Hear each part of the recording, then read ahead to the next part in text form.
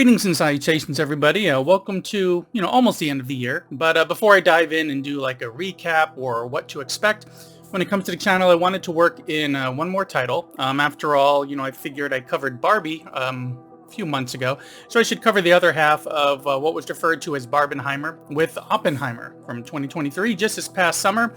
So this one is starring Cillian Murphy, Emily Blunt, Robert Downey Jr., Matt Damon, and well, lots more. I mean, we really do have quite the stacked cast with this one, and it's directed by and written part by Christopher Nolan, who you no doubtly know from his work on the Dark Knight trilogy, as well as Tenet, Interstellar, and Inception, just to name a few of them. And the synopsis for this one is definitely simple, simply stating the story of American scientist J. Robert Oppenheimer and his role in the development of the atomic bomb. That's about all there is to really say about it, but I only had kind of like a basic knowledge of Oppenheimer going into this, as well as a project that led up to create and deploy the first atomic bomb. I mainly saw this to see kind of like how they could actually even put a movie together about this topic from Nolan's point of view as a filmmaker, to see what I could actually enjoy about this one. Now you throw in that cast that they put together for this, and the trailers leading up to it.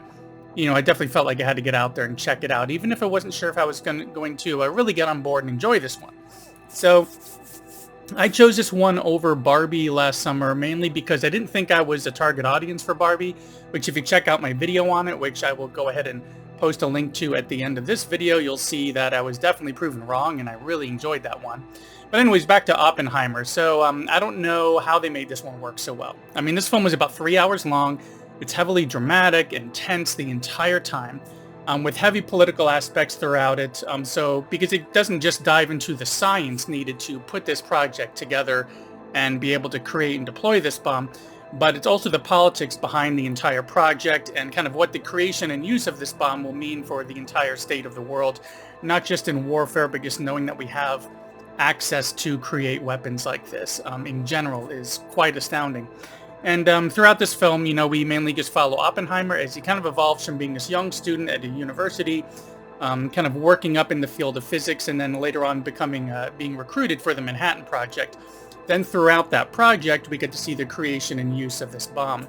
Now along the way, we get several flashes kind of forward on the aftermath of that, showing like the political and social aftermath of the use of that bomb, how Oppenheimer is seen in retrospect, and how certain people from certain political circles don't really have a lot of trust in him and are even just trying to discredit him.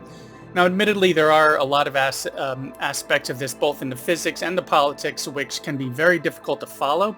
But luckily, they kind of ease you into all of those, throughout each, respective focus. So you get eased into it, and then they gradually put more and more detailed information. So even if by the end of certain parts of it, certain things about the physics and the politics might be, a little bit foggy, you still get more than enough of that to have an overall understanding and have been able to follow the film pretty well.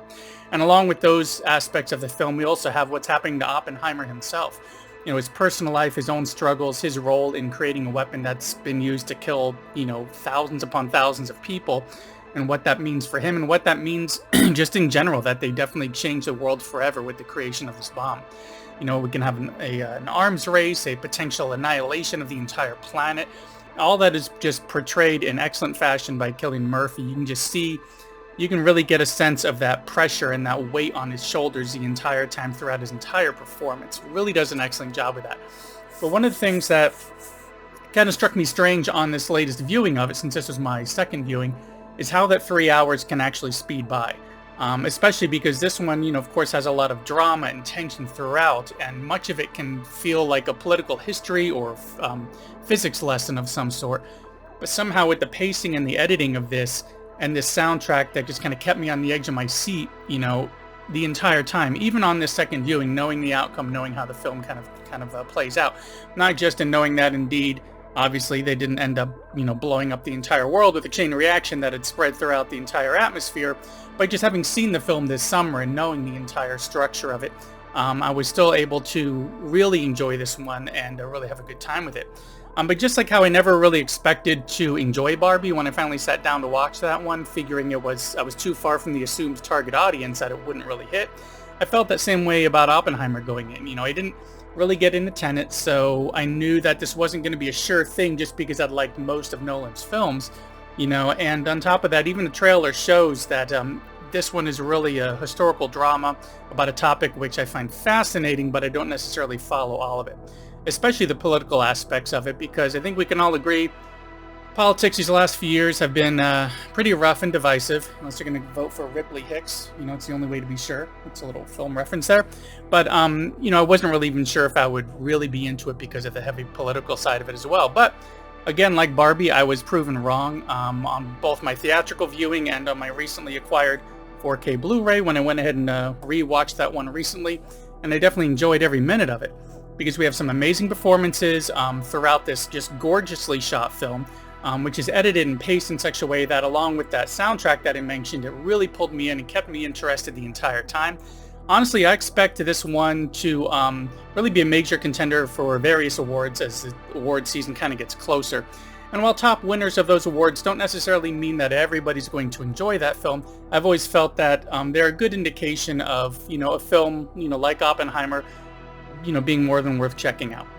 And speaking of checking out, thanks for checking out this latest video here for Oppenheimer, which at the time of this recording is available on paid rental or just buying the Blu-ray if you're one of the people like me who likes to build up my collection, so that way I don't have to worry about a provider suddenly yanking that content someday. I believe the rental is somewhere between $5 and $8, so it's still a lot cheaper than going out to the theater, especially if you're watching it with somebody else. But that's another video entirely about theater. But another quick thing about theater, and this is kind of like a rare recommendation of mine, is that if this film does get a re-release somewhere along the way as the award season kind of gets closer, sometimes they re-release some films for like a short run in the theater, I definitely recommend getting out and checking this one out on the big screen with that 1,000+ watt speaker system just belting all this audio at you, because I really feel like the theater experience definitely adds something special and more immersive to this. But like I said, theater versus home viewing, that's a whole other video entirely one day. But anyways, that's about all that I got here for Oppenheimer, so thanks for coming by and sticking around to the end. I hope you enjoyed it, and please consider subscribing and checking out some of my back catalog, and I will see you in the next one.